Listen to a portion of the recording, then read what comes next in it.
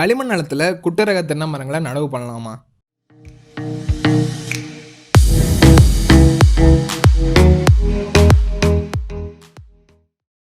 Welcomes to graphs கடை. நான் கௌதம். தமிழ்நாட்டில் கிட்டத்தட்ட 4,94,000 ஏக்கர் அளவுக்கு களிமண் நிலம் தான் இருக்குது. இந்த களிமண் அப்படின்னா எல்லாருக்கும் தெரிஞ்சது தான். மழை பெஞ்சா கொலன்னு ஆகிடும், வெயில் அடித்தா நல்லா கெட்டியாக இறுகி போயிடும். இந்த களிமண்ணில் EC15 இருக்கிறதுனால இன்ஃபில்ட்ரேஷன் ரேட், அதாவது தண்ணியை உள்வாங்கிற தன்மை ரொம்ப கம்மியாக இருக்குது. அதே மாதிரி தண்ணியையும் மேலேயே தேக்கி வச்சுக்கும், உள்ளே விடாது.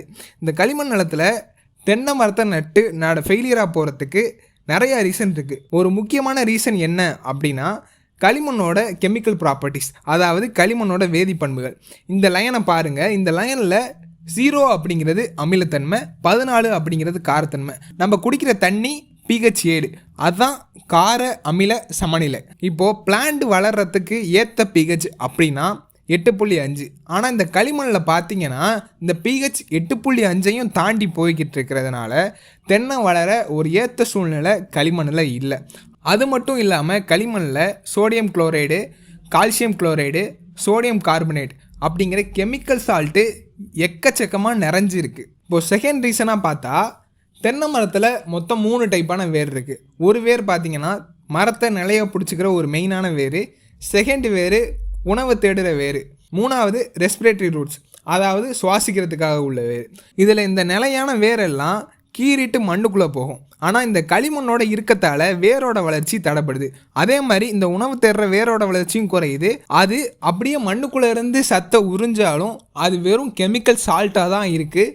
இந்த ரீசன் எல்லாம் தான் களிமண்ணில் தென்னை வளராமல் போகிறதுக்கு ஒரு மெயினான ரீசன்.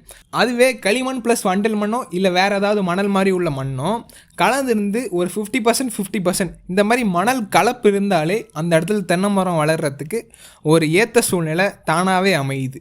இதில் நம்ம தெரியாமல் பண்ணுற மிஸ்டேக் என்ன அப்படின்னு பார்த்தா, இந்த களிமண் இடத்துலையும் நம்ம எப்பவும் போல் நடவு செய்கிற மாதிரி 3க்கு 3 குழி எடுத்து உள்ளே ஆற்று மணலில் போட்டு நடவு பண்ணிடுறோம். தண்ணியும் ஒரு நாள் விட்டு ஒரு நாள் பாய்ச்சிடுறோம். ஆனால் இதில் கொஞ்சம் தண்ணியை மட்டும்தான் தென்னங்கன்று எடுத்துக்குது. அப்புறம் கொஞ்சம் தண்ணி வெயிலில் ஆவியாக போயிடுது. ஆனால் பேலன்ஸ் இருக்கிற தண்ணி எல்லாமே அந்த குழிக்குள்ளேயே தான் இருக்குது. ஒரு 3 இன்ச்சு கண்ணு நடவு பண்ண இடத்த தோண்டி பார்த்தா களிமண்ணோட ஹீட்டால் பேலன்ஸ் இருக்கிற தண்ணி எல்லாமே கொப்பளிச்சு மேலே வரும். இப்படி தண்ணி கொப்பளிச்சாலே தென்னங்கன்று அழுகி வீணாக போயிடும். ஸோ அப்போ பியூரான களிமண் ரீஜியனில் தென்னங்கன்று வளர வைக்கவே முடியாதா அப்படின்னு கேட்டால் முடியும். ஆனால் அதுக்கு இந்த மாதிரி ஸ்டெப்ஸை ஃபாலோ பண்ணி நடவு பண்ணணும்.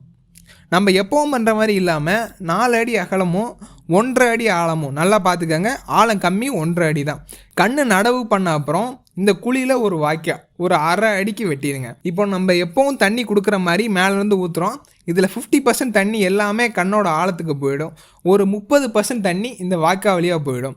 பேலன்ஸ் இருக்கிற 20% தண்ணி வெயிலால் ஆவியாக போயிடும். இப்போது இந்த குழியோட ஆழத்துக்கு போன 50% தண்ணி சமச்சீராக மேலே காஞ்சி போன மண்ணால் உறிஞ்சி கண்ணுக்கு சப்ளை பண்ணும். இந்த மாதிரி தண்ணி கொடுக்குற மெத்தடை ஒரு 3 வருஷத்துக்கு நம்ம கன்டினியூ பண்ணாதான் தென்னங்கண்ணை நம்மளால் அழுகாமல் பார்த்துக்க முடியும். 3 வருஷத்துக்கு அப்புறம் என்ன பண்ணலாம் அப்படிங்கிறத நம்ம இனிமேல் வரப்போகிற வீடியோஸில் பார்க்கலாம்.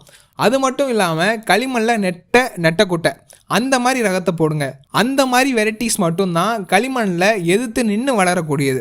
அதுவே நீங்கள் ஹைப்ரிட்டான வெரைட்டிஸ் குட்டை நெட்டை அந்த மாதிரி வெரைட்டிஸை போட்டிங்கன்னா அது களிமண் இடத்துல வளர்றது ரொம்ப கஷ்டம். அதுக்கு எதிர்ப்பு சக்தி ரொம்ப கம்மி. வீடியோ பிடிச்சிருந்துச்சுன்னா மறக்காமல் கிராப்ஸ் கடனை சப்ஸ்கிரைப் பண்ணுங்கள். உங்களுக்கு எடிட்டிங் மேலே ஆசை இருந்துச்சு அப்படின்னா கிராப்ஸ் கிராஃபிக்ஸ் அண்ட் விளாக்ஸ் அந்த சேனலை சப்ஸ்கிரைப் பண்ணுங்கள். லிங்க் கீழே இருக்குது. மறக்காமல் உங்கள் டவுட்டை கமெண்ட்ஸில் கேளுங்க.